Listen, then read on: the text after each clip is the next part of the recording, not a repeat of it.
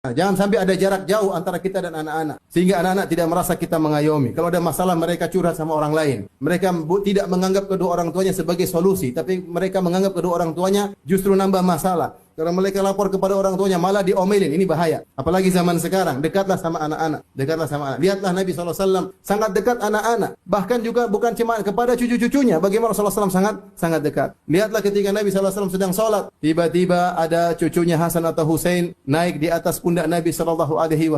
Akhirnya Rasulullah SAW sujud lama. Gara-gara dinaikin oleh Hasan atau Al-Husain radhiyallahu ta'ala anhuma. Rasulullah SAW sujud lama. Akhirnya para sahabat ikut sujud lama. Para sahabat jadi korban, sujudnya lama. Sampai ada sahabat yang perawi hadis, dia angkat kepala dulu. Kenapa sih lama? Oh, ternyata ada anak di atas pundak Nabi, dia sujud lagi. Setelah selesai sujud, setelah sholat, sahabat datang kepada Nabi. Ya Rasulullah, sungguh Anda telah sholat yang sujudnya panjang sekali.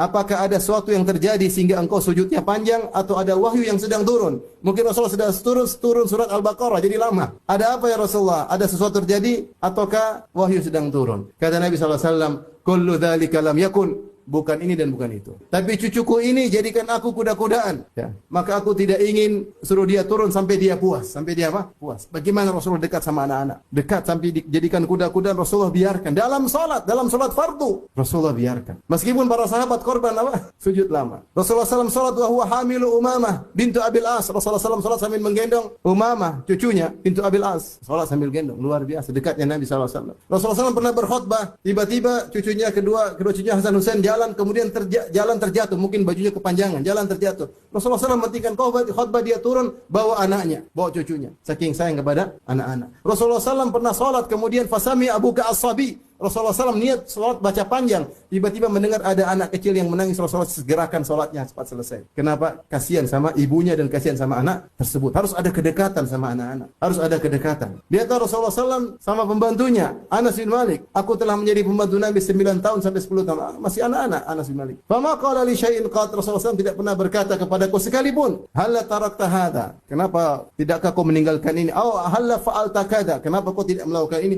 Rasulullah SAW tidak pernah menegur Anas bin Malik dengan kenapa kau enggak begini, kenapa kau enggak begitu. Tidak pernah. Dekat Nabi dengan anak-anak. Dan ini poin yang sangat penting. Zaman sekarang ini kalau anak-anak tidak dekat sama orang tua, dia mudah rusak. Dia punya dunia sendiri.